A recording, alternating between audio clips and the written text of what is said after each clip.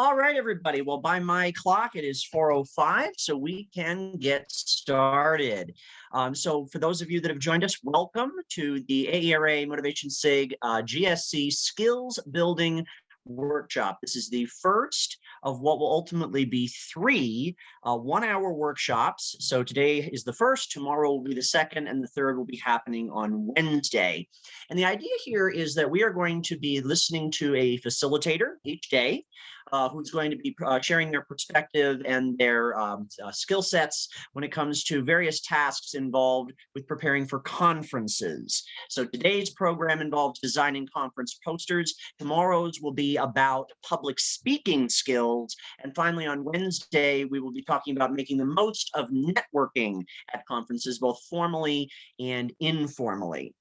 So the agenda for today, we are doing the introduction now. We are going to have a presentation by Shantanu, who I will introduce momentarily. And then we will finish with an activity which will essentially amount to Shantanu sharing his iPosters and going through how to do virtual posters as well as a few other formats. So I will leave that up to him. But to introduce him, this is Shantanu. I know very well. We are classmates and colleagues at The Ohio State University. Shantanu is a PhD student of educational psychology at OSU. His work involves understanding the use of the internet in producing critical thinking using a cybernetic approach. He has conducted both empirical and theoretical research related to internet-mediated collaboration and is currently working on 2 federally funded grants as a graduate research assistant. He is also collaborating with professors at the Human-Computer Interaction Institute at Carnegie Mellon University to study the use of analog cybernetic algorithms to create conversational tools and immersive curricula. And of interest to today's topic, Shantanu has presented at a variety of conferences. He has created both traditional posters as well as virtual posters. And so he will be sharing his perspective and insights today about designing and producing conference posters. And I'm very happy, I can speak on behalf of the entire MoTSIG GSC, that we're happy to have Shantanu today as a facilitator. So I'm going to stop sharing my screen. And Shantanu, the floor is yours. Thank you for joining us. Thanks, Andrew. Okay, so I'm just going to share my screen first with you all and get started. Can you see everything? Yeah? You good? Okay. Yes. Great. So today I'm going to talk to you all about designing posters. And thank you, Andrew, for having me here to talk to the Motivation SIG.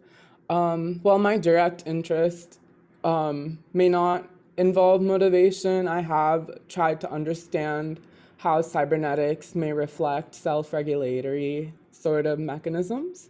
I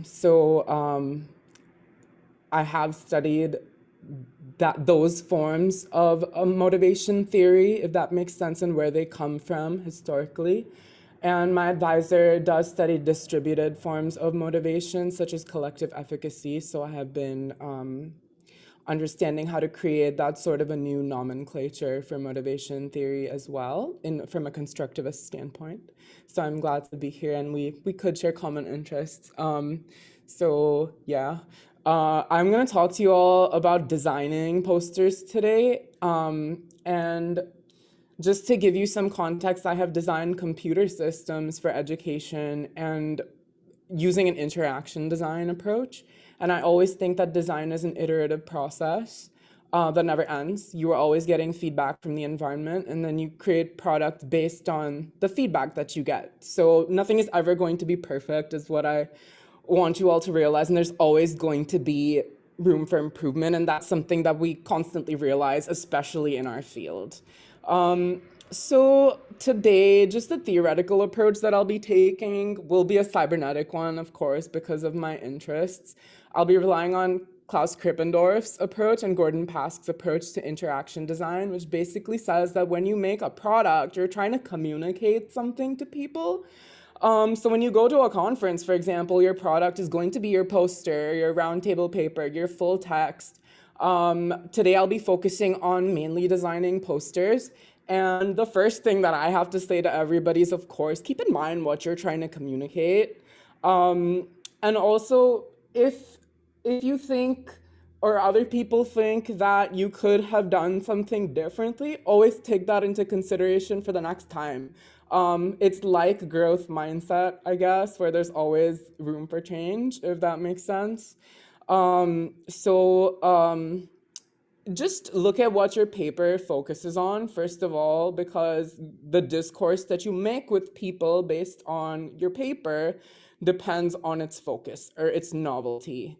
We always seek for novelty in our lives, and whoever's looking at your poster or your paper or your whatever topic it is you're presenting is going to search for the novelty in it. So is the merit of your paper its theoretical framework, its methods, its results, is what you have to keep in mind before you sort of go into the design process to make a poster, to really understand what you want at the forefront and what you want to communicate to your audience, if that makes sense. So that's what you need to look for with design.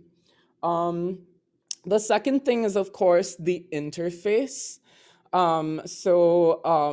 It depends on your computer system, of course, but if the poster system that a conference supports is fluid or allows you to upload a PDF file or an image, then I would suggest PowerPoint or honestly, any graphic design software, even an iPad would do. Procreate, I feel, works very well, but a lot of people aren't familiar with it. So PowerPoint is great to make posters from scratch. If there's no existing interface to make it, AERA does have an iPoster system though, but I want to have a conversation that transcends that before we focus on the iPoster system, just so you all know what you could do at other critical avenues where you can discuss your work. You could, of course, use Adobe Acrobat Reader to create a PDF version of it, although this could be expensive because the pro version is like paid. I have a MacBook, so I use Pages, and this is super fluid. And after this is done, I will show you all an APA poster I did last year that I made on Pages. That was pretty well received and simple to design because you can sort of create your charts in Pages and also add text and stuff and images to it all in one interface. So it becomes easy and it's free. It's endemic to the MacBook, so it's really convenient to use. And you can create both JPEGs and PDFs using Pages. So that's my personal favorite. So that's interface, of course. Okay, so now since we're restricted by the iPoster system, and I have some experience using this, I can say that it's pretty intuitive and that it allows you to work pretty well with rich text and to change the format of your text and lay it out the way you want to. You can pick the number of blocks that you want in the iPoster system to lay out a paper, but I must warn you that it is from a set of templates. So there are a fixed set of outcomes that can arise from it. It isn't an open-ended process. So maybe you should visualize how your paper would look in each of these templates before you sort of zero in on exactly how you want it to look. So with regards to content creation, there are some general guidelines as to what you should be putting in every iPoster, regardless of whether it is a theory paper or whether it is an empirical paper. There obviously has to be your research questions, and I guess the papers that I presented at AERA have more exploratory, open-ended research questions just because of the nature of my work. Some of your papers might have more directional research questions. And so the papers that I'm presenting this year, I guess owing to maybe perhaps, I don't know, a better focus in my program, and just a better idea of what exactly I'm doing has made that a possibility to have good research questions. So always include those bolded or italicized and listed in a separate block usually. Last year's papers that I presented that I'm going to show you did not have that for me because I had very non-directional questions, very open-ended questions that lended more to discussion rather than, you know, generalizability or stuff like that. Your results section should always be curt and short.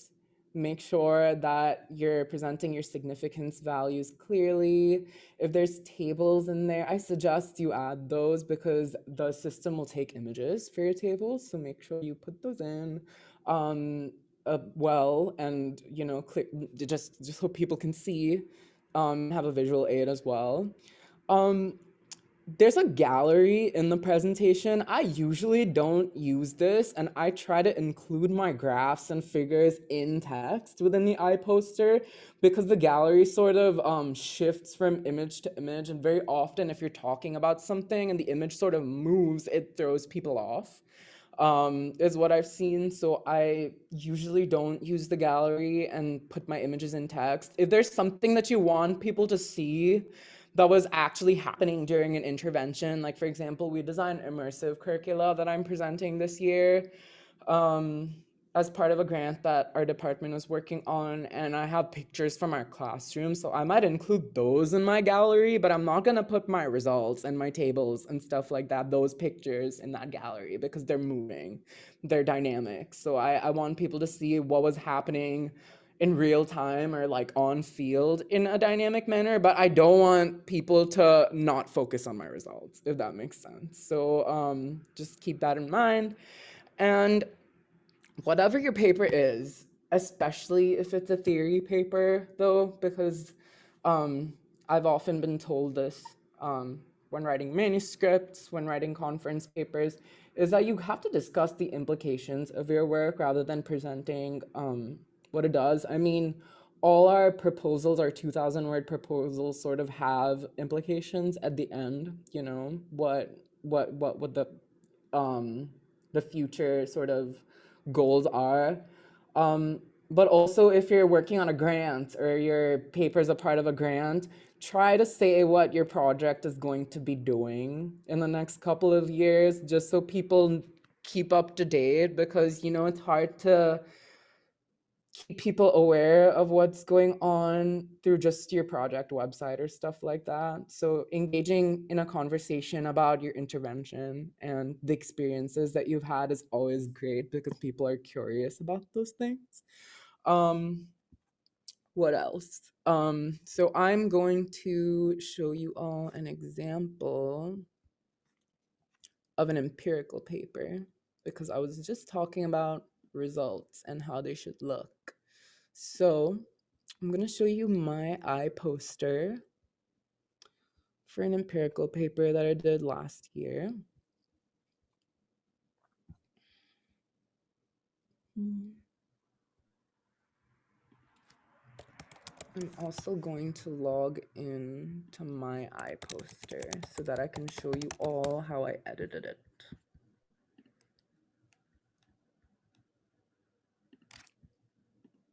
One minute. Let me see. Just trying to find my Safari. 1 minute. I just need to get into my OSU email. So sorry. While Shantanu steps away, just reminding everybody, if you have any questions for Shantanu or for the larger group, we can have a discussion. Feel free to drop them in the chat. We'll have time at the end to go through them, and and don't feel like you're interrupting anything. We'll circle back at the end. So if you have any questions, just feel free to throw them in the chat. Okay, so this is basically the final design for a poster that I did last year, and it was basically for the research use SIG, which talks about the ethical use of research data. And I basically proposed this new framework for open science to create a proto-research community where everybody could share insights with one another on an ongoing basis, so all papers become white papers. So I had a very extensive theoretical framework, and this was basically a theoretical paper, even though I analyzed data from Reddit to create a theoretical model for what this would look like to see whether that sort of a platform would support the type of critical reflection that researchers engage in. So if you look at the way that I laid out my results, they're very curt. There is little description, and I have my tables clearly laid out, like in text, like I mentioned. They're not in a gallery. And I always have a what does this mean section after, because, I did an interaction model to understand whether the interaction between someone's upvotes on Reddit and their karma predicts their reputation on the platform. And I saw that it doesn't, which means that the quality of something, the quality of a post is more important than someone's score, if that makes sense. Which would mean that the quality of information on a research platform would be more important, right? So that's basically what I tried to explain in brief. I had a suggestion section, obviously, that was kind of extensive because I laid out the theoretical model for a possible way for us to conduct research collectively on the internet. But of course, for an empirical paper, like for example, if you're doing a quasi-experimental study, you would just mention in maybe 1 or 2 lines or 3 lines what this would entail for future research within a particular specific domain. So I would suggest doing that. Mine is super extensive, so I don't suggest doing that. So this is a do not if you're doing something more directional and empirical. I did not do that last year, and I don't know if that's good or not. But yeah, you should probably lay it out in a much more concise manner than I did. So I never put in my contact details on iPoster, but you always should, because very often, at least last year in the online system, a lot of people wanted to get in touch after. So if they do, and if they do want to email you, having that right there is going to be great. Also try and maybe put in a URL to your ResearchGate or your Scholar so people can look you up easily.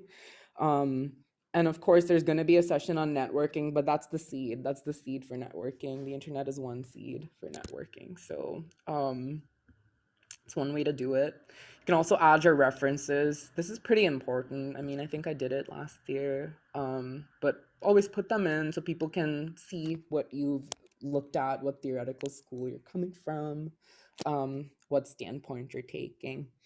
So I'm just going to show you all briefly what the iPoster system looks like to edit, and then we can go into a more unconventional structure for a theoretical paper. So just hold on. I'm just finding the link that they sent me to the iPoster system.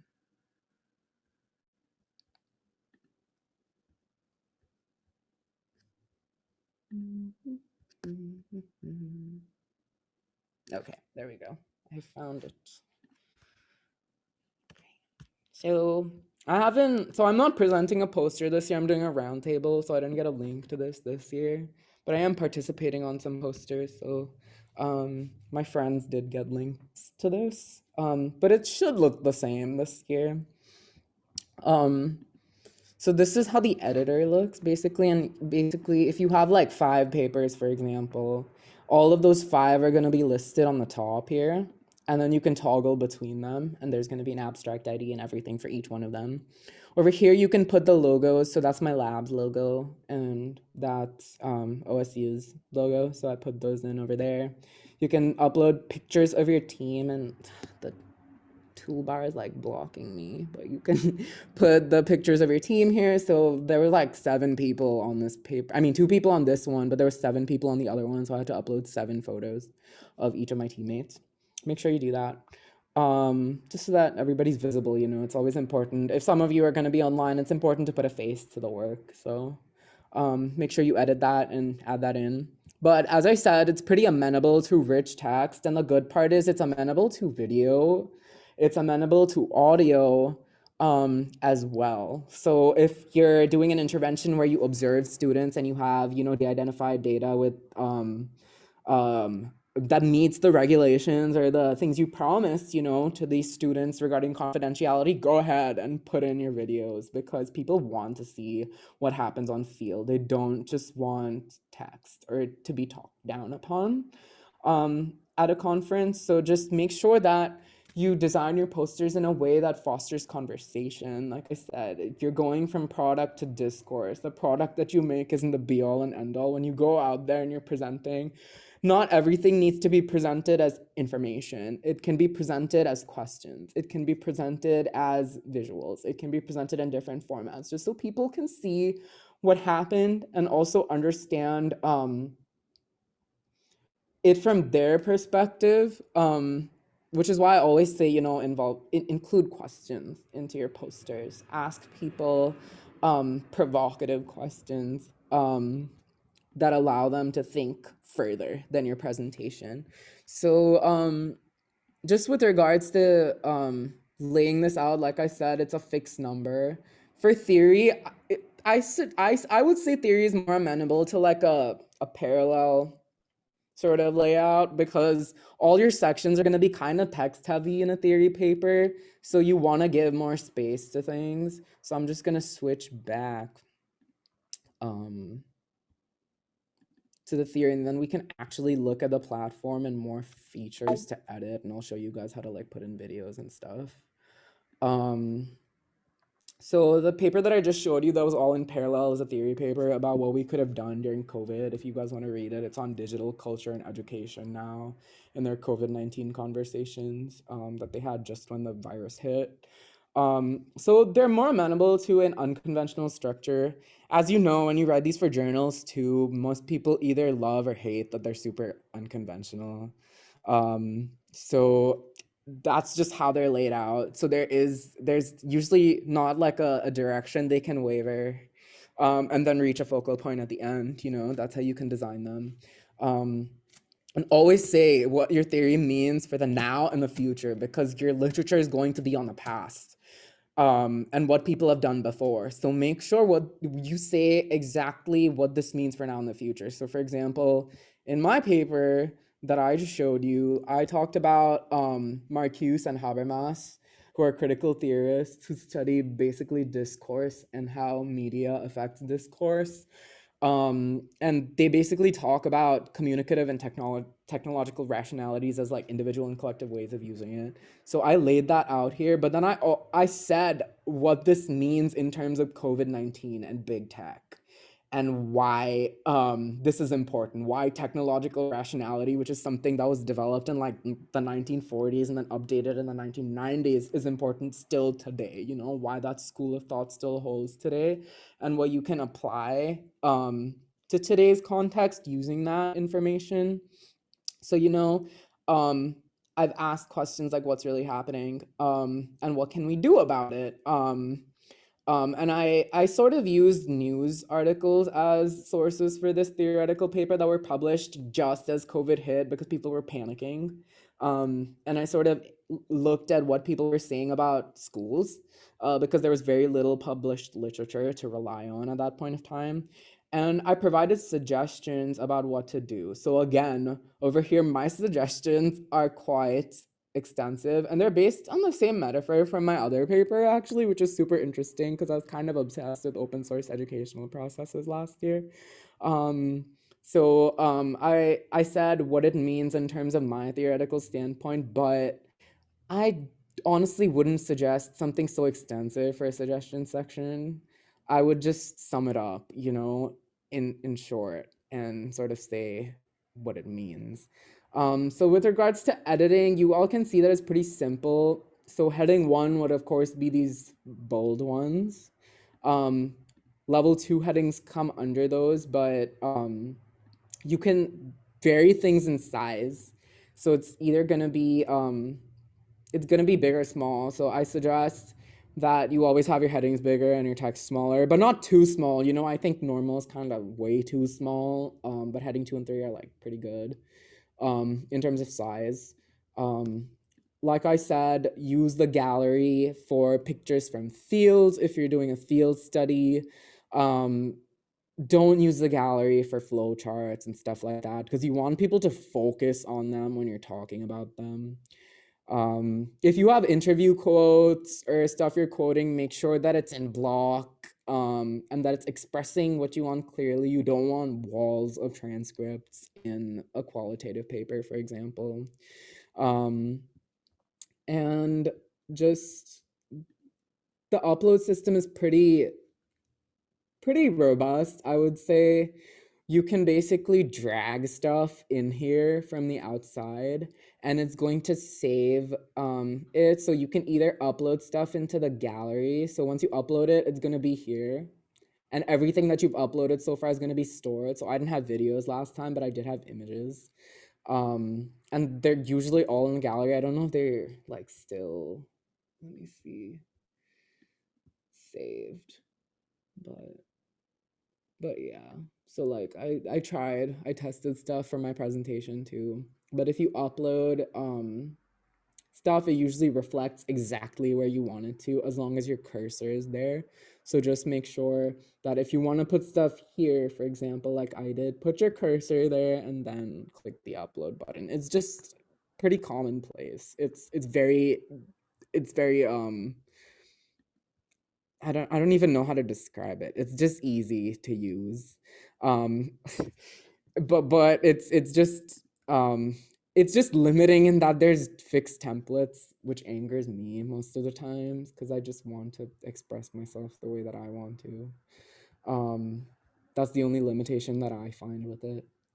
So if um if you guys would like to navigate this today, I can help you guys do that if you have access to it. Some of you want to stay back and work on it a bit. So yeah, that was an example of a theoretical paper that I just showed you about COVID-19 that I did. And so I wanted to ask you all about your work because I don't like talking down to everybody. I want to engage in a conversation with you all. So what sort of work are you producing for the conference and what do you want to make seen and heard? And what do you think about how you want to lay it out?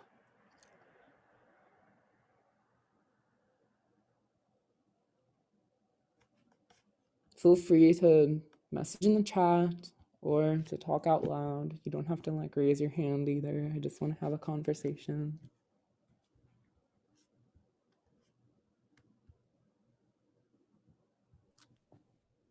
Oops. Go ahead, Corey. I saw that we unmuted at the same time and then muted at the same time. But I really appreciate that you shared the example for the literature review, or the more conceptual piece.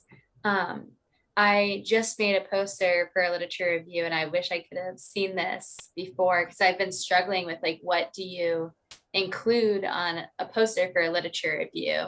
Because it is so different from like a empirical study. So that was the poster that I presented most recently. And so this was really helpful for the future. So thank you for that. If I can ask, what was it about? Yeah, the poster was, I actually just presented it like a few days ago, which is why my voice is, I mean, no one knows my voice, or a lot of you don't, but it's like kind of sore from talking through a mask the whole time to present. But it was a literature review that it wasn't a systematic literature review, it's more narrative. And it looked at the feedback experiences that Black and Latina or Latinx students receive. Specifically is more focused in middle school. And then the motivational consequences of that feedback. And then we also gave some suggestions for moving forward for what teachers can do to provide motivationally supportive feedback to all students, especially Black and Latinx students. And we talked about how suggestions for examining your own biases, and then also suggestions for what feedback should be focused on, or what it should look like to be motivationally supportive. That's cool. That's awesome. So I think Andrew just posted something in the chat that I definitely agree with and sort of forgot to mention. I think I was told this last year when they did the online tutorials for ARA. There's gonna be a lot of people that hover over your posters when you're not there. And you don't know whether they're going to be able to access all the content, because everybody has differing degrees of difference and disadvantage. So it's important to include audio, yes, into your posters, because when people aren't there and they're not going to hear you talking, if they aren't able to access the text, it's always good for you to have that audio there. So I didn't do this for mine last year. It's a lot of effort too, and I sort of made my posters a little last minute. So I mean, it's awesome to make a read aloud and sort of include that in each panel of your paper as well, just so that, you have the engagement from everybody equally and it's equitably accessible to everybody. If, I mean, does anybody else want to share what their work is going to look like? I have a question for you, Shantanu. Oh, go First for it. of all, thank you for your presentation. I'm a little intrigued because there's been this push for the better poster format, which is very different from the iPoster format. And I'm presenting this here with a colleague, and the best poster format doesn't really allow for two people to present simultaneously. Okay.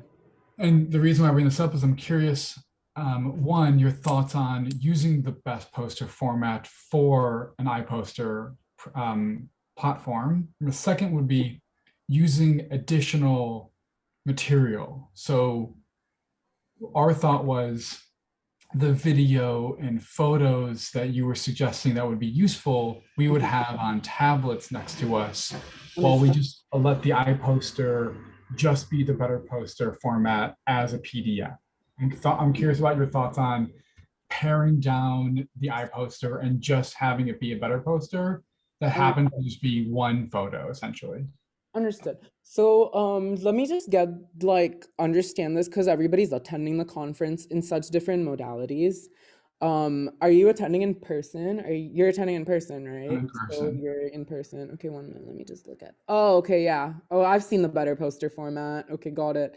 That was actually the same one that they use for APA. So I can show you guys my APA one, which is slightly different than the better poster format. But it's largely the same structure, I think. And I used pages to make that. So it was super intuitive to do. I'm just gonna find my thing. There. So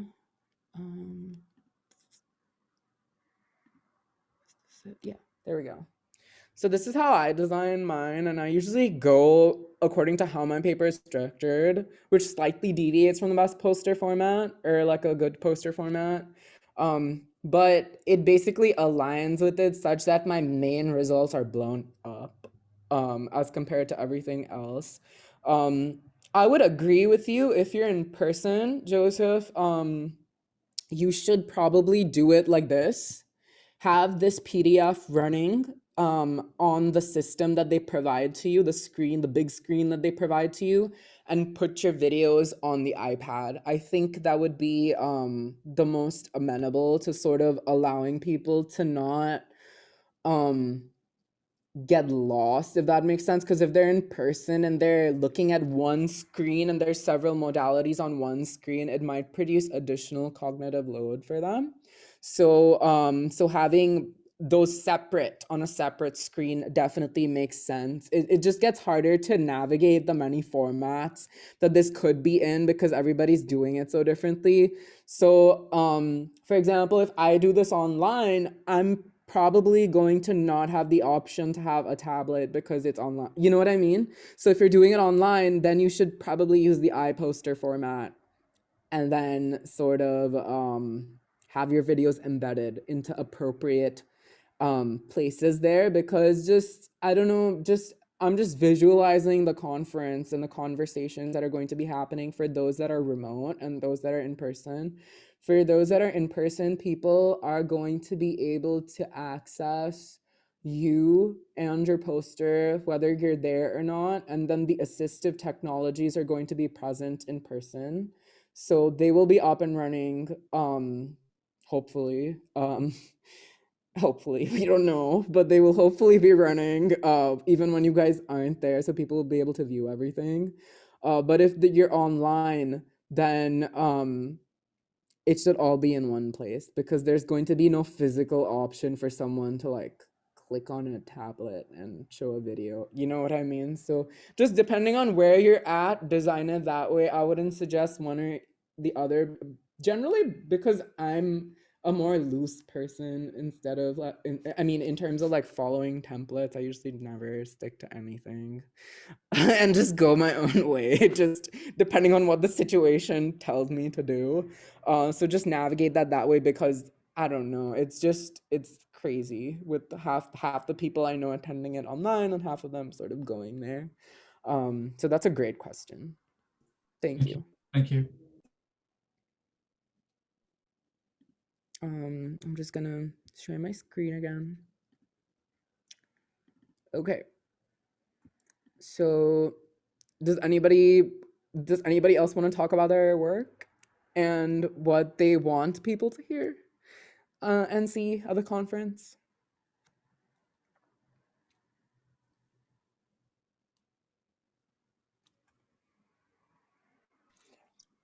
I'm submitting a roundtable, so I'm not developing poster content, but I actually did do 2 posters last year, and I worked with the iPoster format, and I really found, and so this is just from my anecdotal experience, that being able to include videos, audio, include your faces, because a lot of people are accessing the posters, as you said, when you're not around asynchronously. They go into the gallery, the poster galleries, and they peruse them at their own leisure. Yeah. And so the poster sessions themselves, when done remotely, done online, are these series of these breakout rooms where people come in and out, and maybe you'll look at it and ask a question and leave.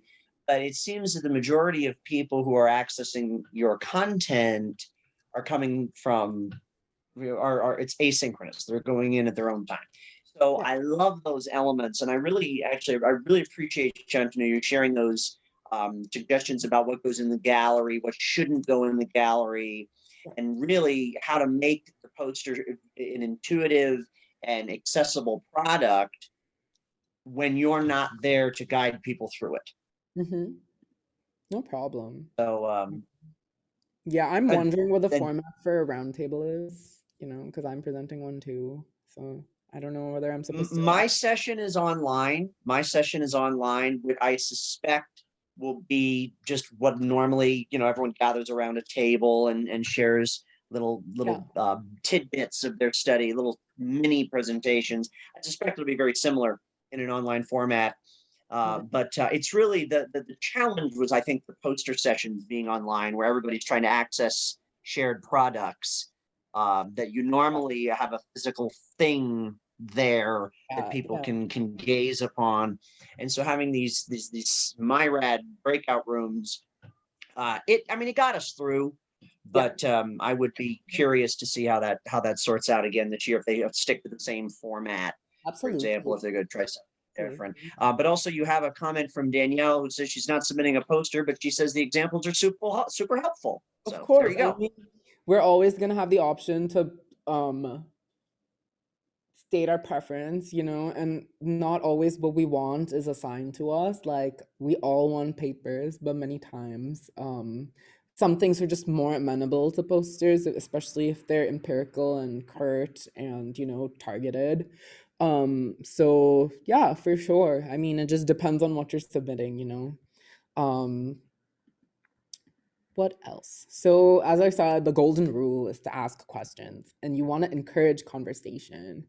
Many times last year when I was presenting my posters, people would sort of come in at different times and would want to hear it again, and you don't want to do the same spiel again. So keep it chatty is my suggestion. Keep it ongoing, just so that you can insert new people into the conversation at those points, and you don't have to go back and then anger people who've already been there, because people get impatient online.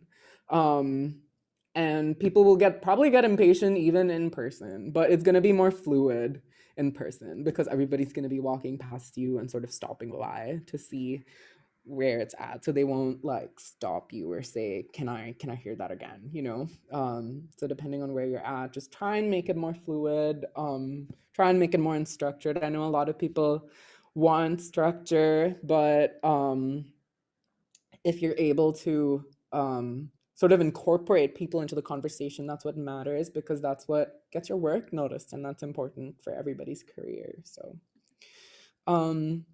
like I said, You have actually, no, go for it. Shantanu, we have a question. We have a question in the chat before you finish up here, which is, can you give some examples of questions that you can ask?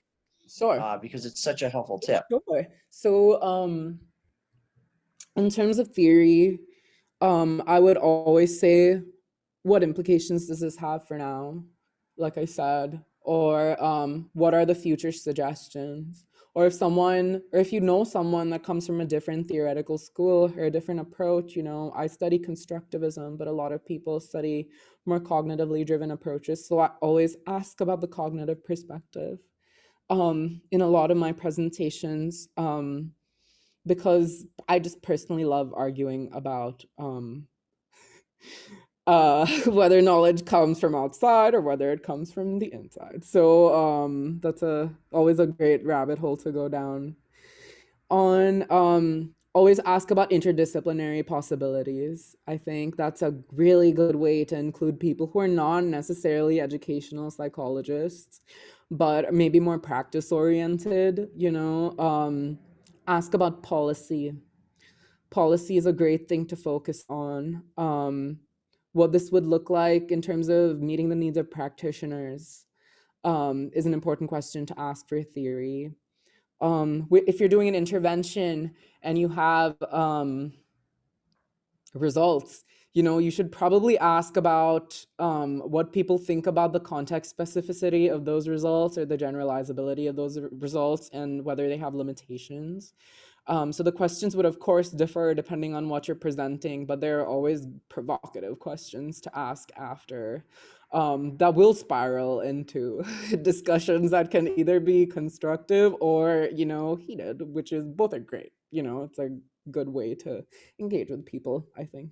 So yeah, just keep my thing is just trying to talk to people, I think that's the most important, because if you're able to communicate what you want to clearly, nobody's not going to read your work or be curious about it. So yeah.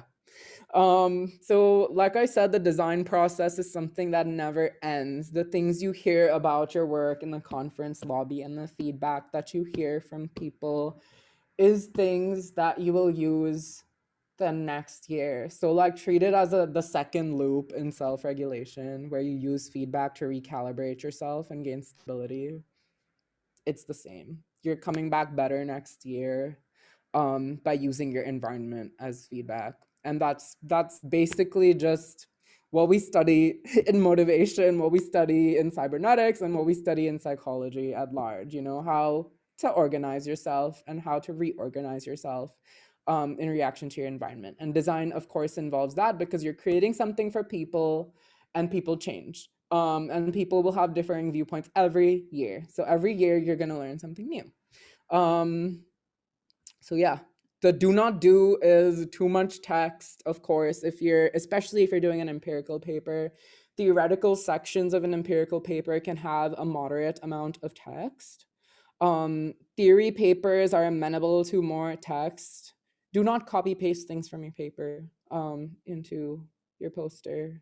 That is a definite do not do. If you have transcripts from interviews and stuff like that, you could do that, but don't give people a wall of transcripts to read. I'm even in manuscript, I just don't think giving people a wall of narrative and query design to read is a great idea. Always intersperse it with a story. And of course, the unnecessary use of the gallery. If you have tables, don't put them in the gallery. I can't stress this enough because people will want to look at them in a targeted manner. Yeah. So my suggestions for your papers, whatever you all are doing, always write a full text for your paper, because the 2,000 word paper is like great, you know, it gives a curt overview, but always I always expand mine into, you know, something that's peer review or journal size to upload it to the repository. Last year's repository wasn't constructed because, you know, I don't even know why. But I sort of submitted my paper to Open Science instead, and it got accepted in 2 days by the moderators because it's a white paper. So great option. If you want to make your data sets publicly available and that's allowed, do that. I suggest you do that. So the Reddit data sets that I use are publicly available for use for everybody, because that was basically based on, you know, research ethics. So it's a good ploy to put that on Open Science because that's what it was about. But in general, regardless of what your topic is, I suggest you do that, all of you. And I hope they make a repository this year, because that means our papers will get a home. And you can put them on your CV as a paper. So just think about it like that. Because, you know, it's easier to get accepted at ARA. These can be more provocative, and many times when you submit stuff to a journal, when you want to say more adventurous things, it gets curtailed and you have to meet voice for a certain publication. With a conference, it's different. So if there is a repository this year, I strongly suggest you all take that opportunity to do that. And yeah, these are my references. Thank you.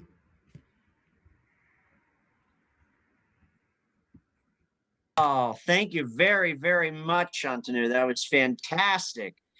Oh my goodness. So just a whole bunch of good tips and strategies interspersed with your wonderful narrative about how you've gone about all of this.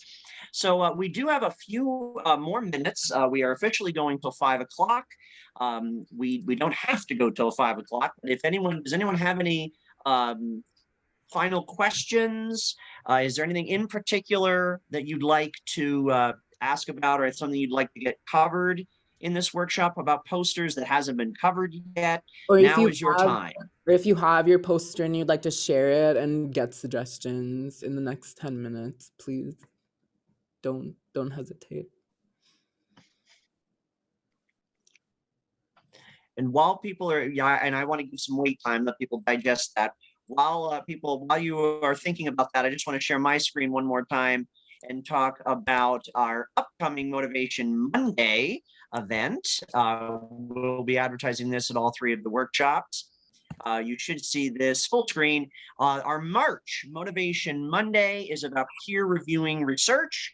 You're going to, our speakers, Dr. Lisa Lindenberg-Garcia, Emily Rosenzweig, and Dr. Carrie Rosseth, I hope I'm saying that right, as they're going to be discussing their approaches and strategies for peer reviewing research. That'll be Monday, March 14th from 7 p.m. to 8:30 p.m. on Zoom.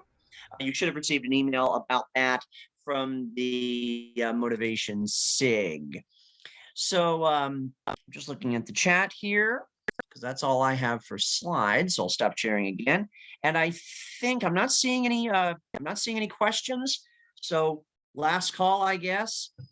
And thank you, Shantanu, for sharing your ResearchGate profile.